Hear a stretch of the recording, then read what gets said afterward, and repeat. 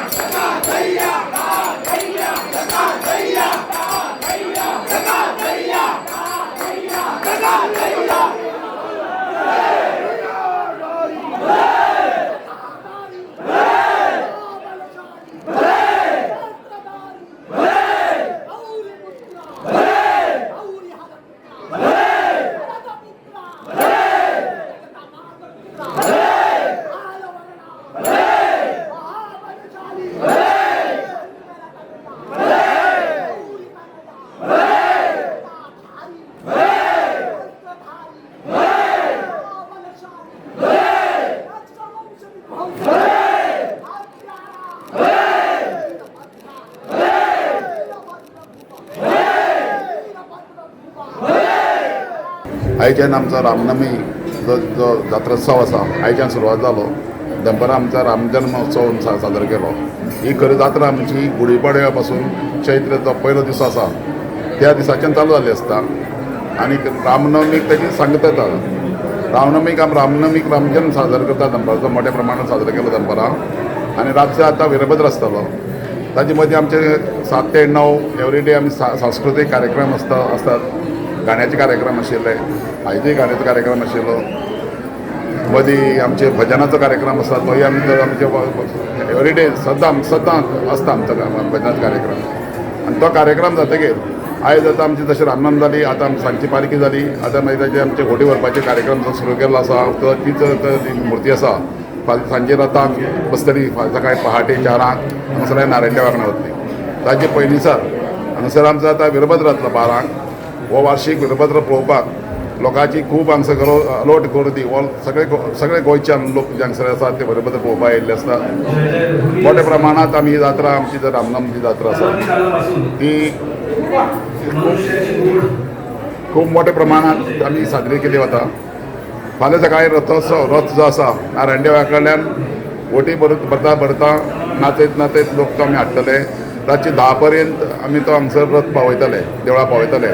आतां code of conduct लागल्या कारणान आमचे थोडे रातची कार्यक्रम करपाक रेस्ट्रिक्शन आसात ताका लागून. नाल्यार तो रथ आमी लोकांक जितले वटी भरून जाले फुल परवानगी जाले केन्ना बाबा तुमची वटी भरून जाता आमी तो रथ हाडटा अशें म्हणून.